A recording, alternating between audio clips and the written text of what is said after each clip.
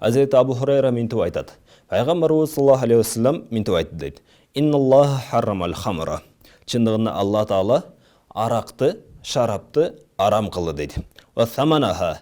Жана ошондейле ошол шараптын, арактын акчасын да эмне кылды? Арам кылып койду дейт. Ва харрамал майта. Жана Алла Таала өлүктөрдү эмне кылып койду? Арам кылып койду. Бир жаныбар өлүп калды, өлүп калгандан кийин аны кайрадан жегенге болбой турган кылып Кудай Таала арамдап койду. Ва саманаха. Жана ошондейле өлүп калган малдын акчасын сатка, ошол өлүп калган малды сатып акча тапканды дагы эмне кылып койду? Анын акчасын дагы Кудай Таала арам кылып койду.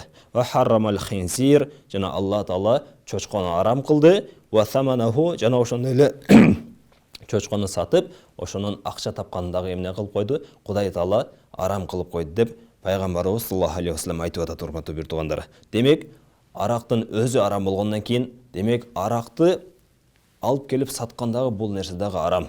Анткени Алла Таала Кур'ан-ы Каримде айтат: "Саатибилла таавану алал бирри ват тақва". О мусулмандар дейт, силер бири-бириңерге бир жакшылык кылууда, ват тақва, таквачылыкта бири-бириңерге эмне кылгыла? Жардам бергиле.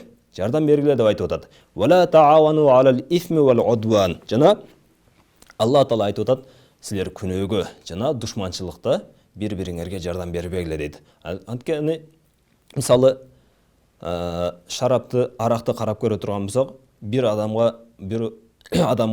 ичирип кое турган болсо, демек ал күнөөгө жардам берип атат. Кимде ким мына ошол бирөөнүн себебинен бирөөнү арак ичтирип, жана ошондой эле ошол арак ичкен себептен ал адам ошол арак мас болуп калгандан кийин канчалаган күнөө иштерди жасаган болсо, мына ошол күнөө иштердин бардыгына мына ошол башында себепчи болгон адам бардыгына ошол күнөөгө шериктеш болуп эсептелет. Ошондон урматтуу бир тууганым, мына ошол арак саткандан дагы, арак сатып, мына ошол арактан акча тапкандан дагы бардыгыбыз сактанайлы иншалла.